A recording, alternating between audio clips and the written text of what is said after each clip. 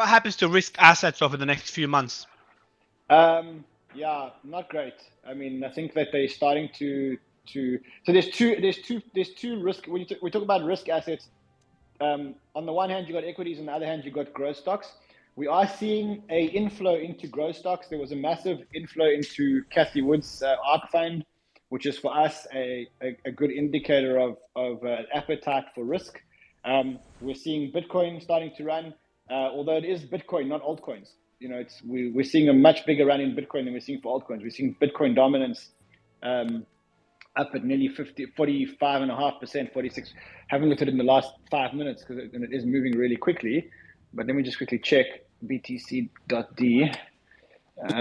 Just want to close about Cathie Wood's fund because I think that's a little bit misleading. So I think there's actually a lot of demand to short Cathie Wood's ARK. So what that might be is that certain brokerage houses and even market makers need to have this on inventory so they can lend it out for short sellers. So I think but the fact is, though, that the fund I posted up top last Friday had $397 million of inflows, most since April 2021. And it could be on your side, but it doesn't necessarily mean that's all because wrong. that's not real inflows. I think it is. Right, I think it is. I mean, I may be wrong, but I think it is. I mean, we're also seeing it in Bitcoin, and call it what you like, but I think you still have the Nasdaq at above 12,000 on the futures. So it's not. There is some kind of money that's flowing into risk assets. I think that the financial sector is about to get whacked. I think the financial sector is about to get really whacked, to be honest. Yeah. It's interesting. What do you mean by wiped, though, Ram? You think that there's going to be other failures? Don't you think that a failure of a bank like Credit Suisse was going to stop all the noise? I think we're just beginning to see a failure of maybe. I mean, Credit Suisse claim that there's no failure, right? They claim it's business. Right. I'm not assuming that they're going to fail, but I'm saying if they did, seeing as they're a globally systemically important bank, you don't think that would stop the noise? Stock talk drop. Oh. You dropped that for a second. Yeah, sorry, I missed that question. Okay, so he dropped that. Go ahead, what's your question, Stockfield? Seeing as Credit Suisse is a globally systemically important bank, right, at GSIB, you don't think that the failure, if it happens, and I'm not saying that it will, but if it does happen, you don't think that would stop all this noise? Well, it depends how they bail it out. Who's bailing it out? What does the bailout look like? They would have to bail it out. They would have to. Who's bailing it Credit out? Credit Suisse is too big. Credit Suisse is 5 times the size of Silicon Valley Bank by assets. Yeah, so who's bailing it out? And what does the bailout look like? I mean, the Europeans would have to bail it out. They would have to. There's no choice, right? The Swiss National Bank. This isn't a specialized bank like Silicon Valley. This is a massive bank. What would you say? But stock talk. What would you say is the likelihood, in your opinion? What's the likelihood of Credit Suisse failing? Because they've been quote unquote failing for over a decade. I was about to say close to zero. I can't put a percent on it, but I will say the activity in the credit default swaps does not look good. But what I will say is that if it does fail, the Europeans don't have a choice. They just do not have a choice. This won't be a debate like it was for the FDIC with Silicon Valley Bank, where it's like, do we go over the insurance limit? There is no debate here. Credit Suisse must be bailed out if it fails. The European economy will collapse. It has to be. But Stock, I would say I think there is a little bit of a debate that happened over the weekend with the FDIC. And to Robert's point, the FDIC did launch this transaction account guarantee program. That's what it was actually called, Robert, the TAGP. But they did that in conjunction with the Treasury that did the TARP, which was the true bailout, right? Because Treasury had to go to Congress to get them to pass a law to be able to inject money in the banking system. So what I guess I would just say to you or suggest is think about the Fed, the Treasury, and the FDIC right now. They're all like firefighters. The FDIC could do a transaction account guarantee program that basically made unlimited deposit insurance, which is essentially what they decided to do over the weekend, right? The Treasury, they're using this exchange stabilization fund or whatever it is, but if that runs out of money, they're going to have to go to Congress, and then they can just inject money in the banking system. And then the Fed, that's why I'm really interested in Ram, this discussion about the interest rates, because I got to be honest, never in my life did I ever think there'd be a discussion about whether we're going to raise or lower interest rates to potentially protect the bank. I mean, I'm a former regulator, and I mean, I'm almost a little bit ashamed, right? Because this is 15 years later after one of the biggest financial crises in the world. We've had 15 years of low rates. How is it possible that we're at a point where banks aren't managing that duration risk? But that is where we are today. But I would just say, and that's my question too, Stock, from before, is just when you're saying the people are going to be short selling, I'm hearing you saying Credit Suisse, I'm thinking, well, that's probably now a short selling candidate. I still remember in 2008, Citigroup was at $1. And it wasn't like the bailout was a combination of things, including the SEC coming in and freezing out all short positions on all financial. So I just think there's a lot of different firefighters here and a lot of different combinations. And I think the Fed rate next week, to me, is going to be one of the most interesting calls ever. I agree. It's gonna be interesting, and I'm not pretending to have a crystal ball here. I'm not saying what will or won't happen. But from a trader's perspective, I've been a trader for a long time, and I know many traders both on the street and other places, and at the top of everyone's mind when the Silicon Valley noise started was short sell the bank stocks, and that's what I did. That's what all these guys did, and we made a killing doing it. Now, do I feel bad about that? Not particularly. And as a trader, you're looking for opportunity, but the reality is that it's not just me who was thinking that, right? I mean, clearly not. I mean, there's a lot of sentiment on that side of the ball, and I think, is there value here? Sure, but I think it's different when we're talking about a bank like Credit Suisse, which, by the way, Credit Suisse oversees almost $900 billion in assets. Silicon Valley oversaw $212 billion. So you're talking about something that's 4 to 5 times the size. And when you look at it in terms of relative importance, if you look at Silicon Valley and you put it in context of the United States financial ecosystem, it's just a peg in the wheel. If you look at Credit Suisse and you put it in context of the European financial system, it's a much bigger peg. And I think, that's my point here is, I think the debate, a lot of the narrative around here is centered around the debate of whether or not we should bail out these banks, as opposed to what is likely to happen, practically speaking. How likely is it that Credit Suisse will require a bailout? I don't have a number. I don't have a number on that. But what I will say is, if they do fail, I would bet my bottom dollar that the Europeans will bail them out with fervor. There's no choice. I don't see there being an alternative. In Stock, one thing you should just be aware of is, just like they're traders like you, it's not to feel bad or not about, but I was there in 2008. This is exactly what's happening at the regulators, which is we're trying to simulate what guys like you would be doing.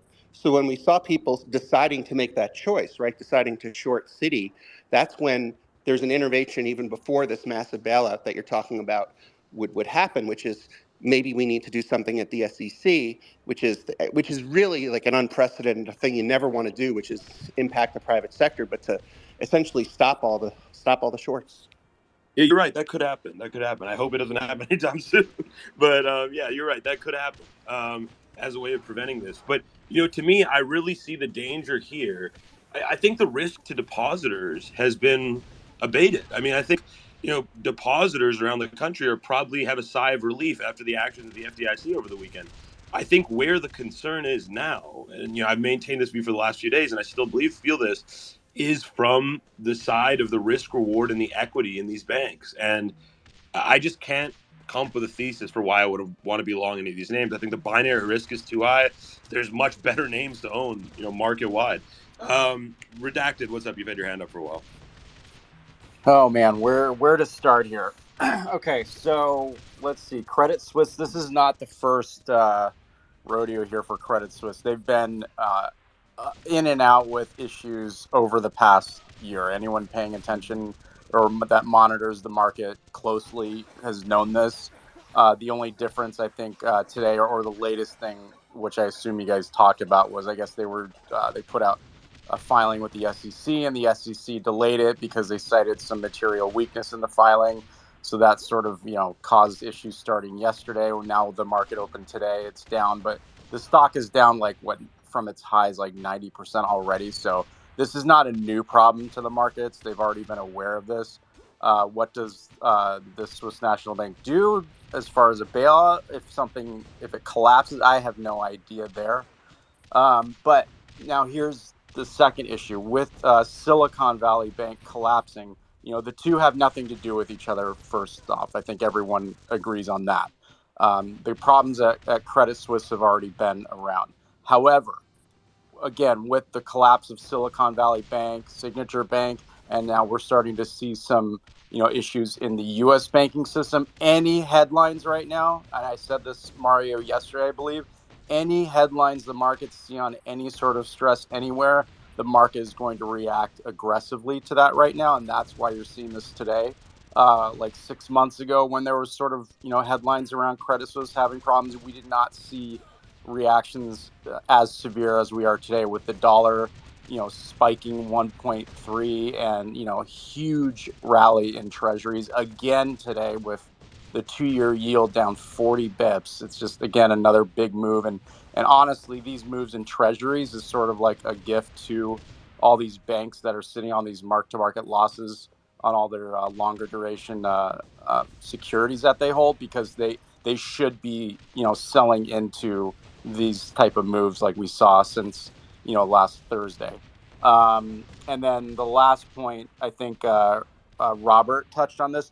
Look, the Fed has always been behind the curve.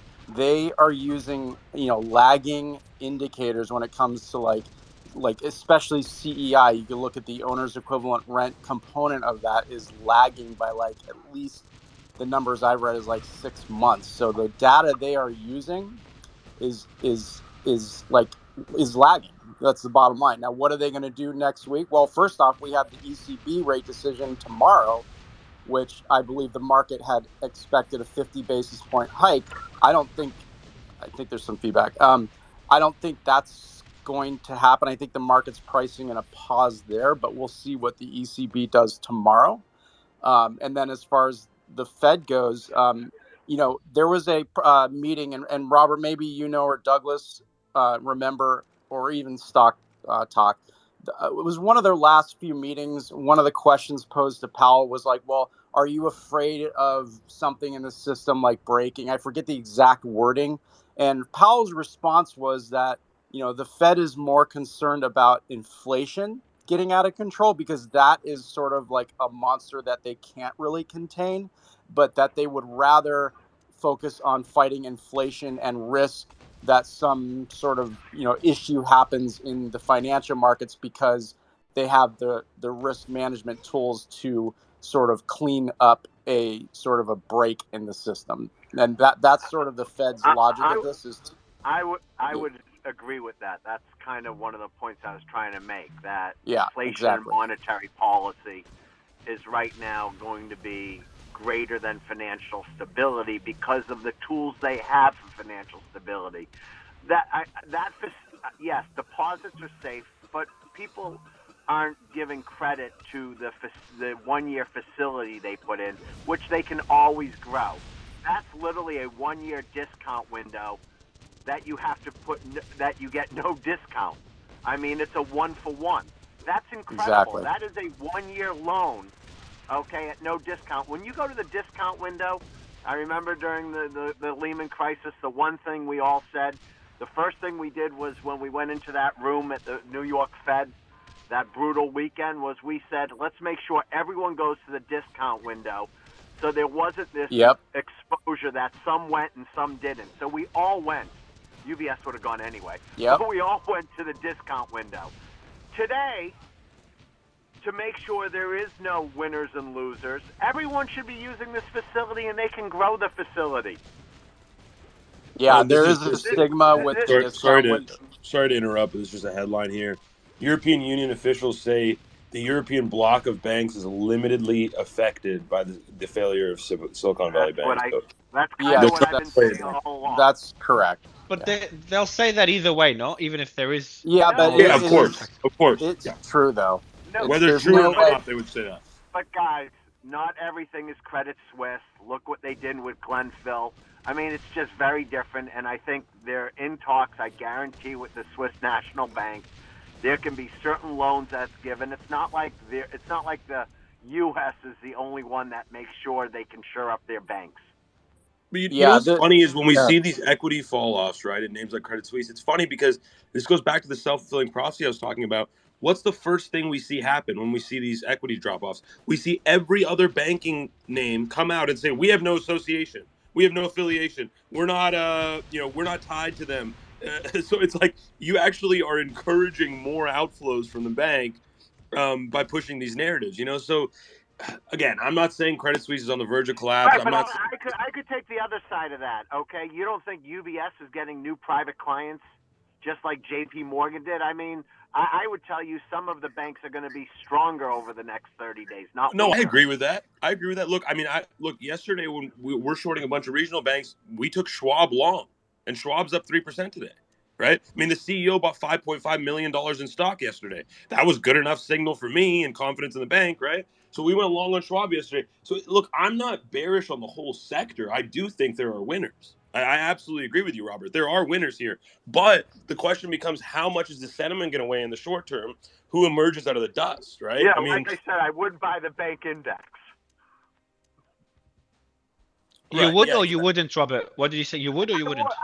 I wouldn't, because there's just too much unknown, and you could have one bank take down so much of it, right? I mean, just because of the weighting.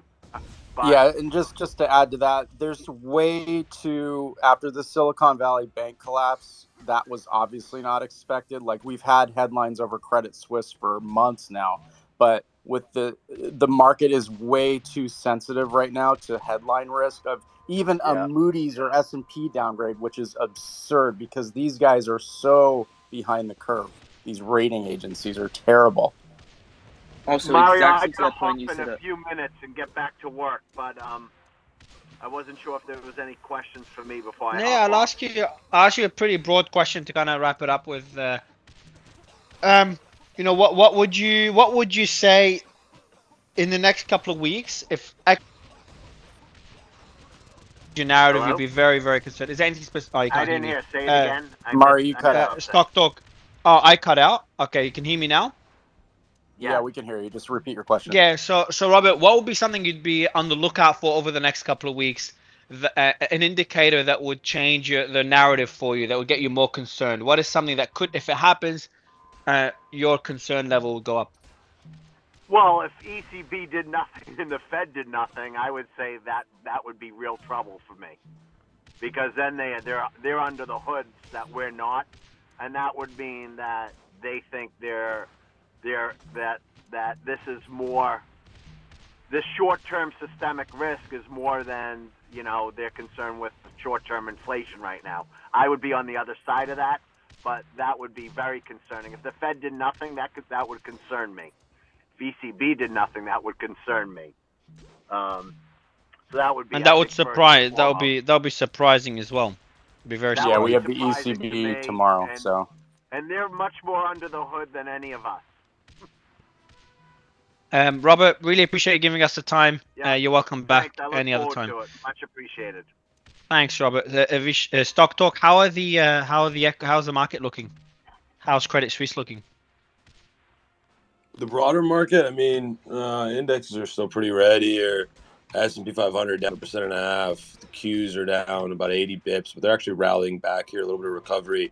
You're seeing outperformance in the Qs and some of the speculative metrics like RK. But SPY's down 1.5%. Dow Jones down 1.7%. IWM down 2.5%. The gold stocks kind of tapered off their early move in the session. They opened the session up pretty hot. Most of them are fading now.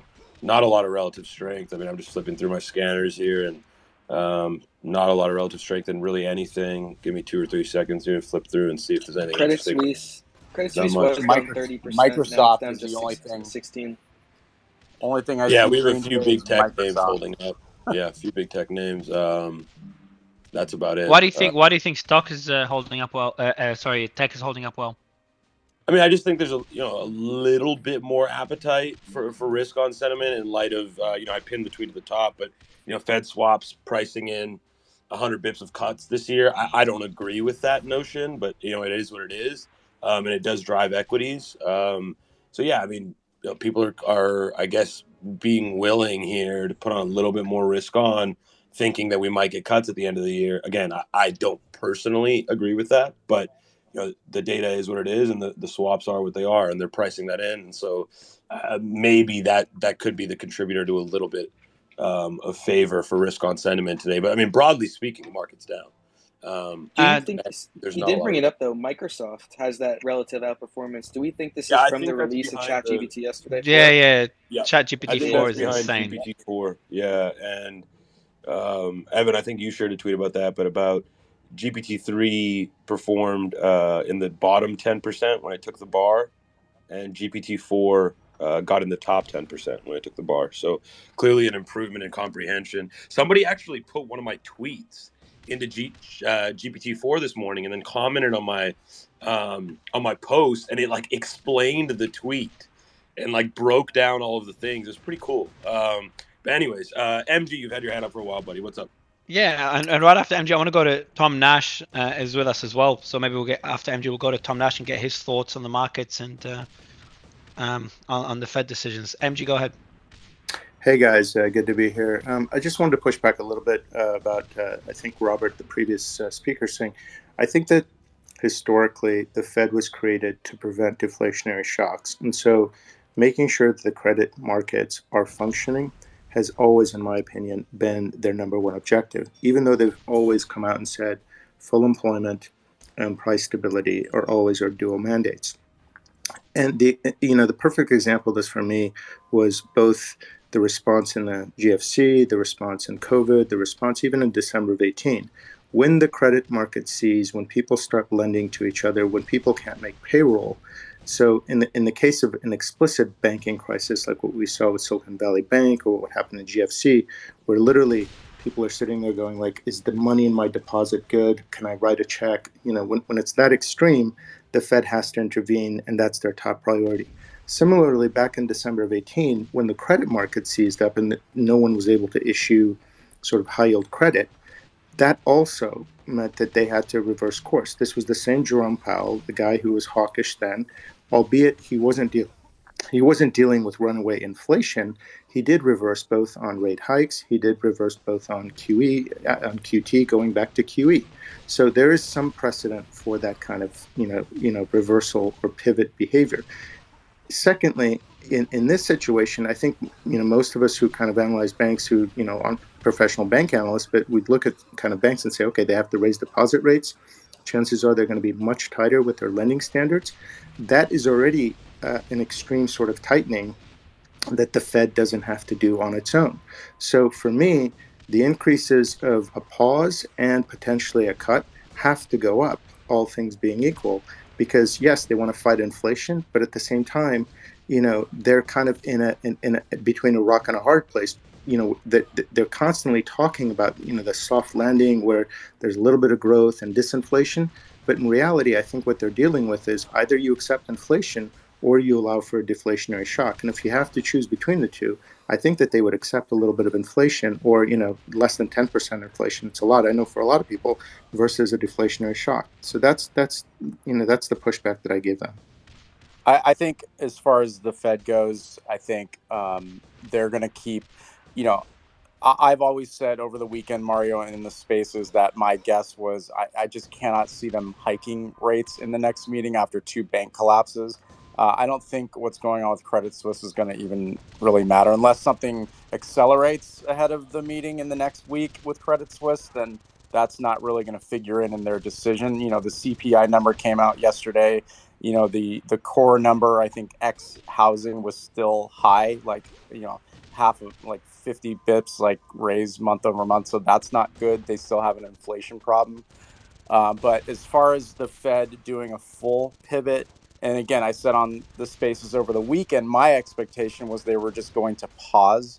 But as far as a full pivot into cutting rates is only going to be in response to an emergency, or what they absolutely will not accept is any sort of freezing of credit, like lending, any sort of issue of a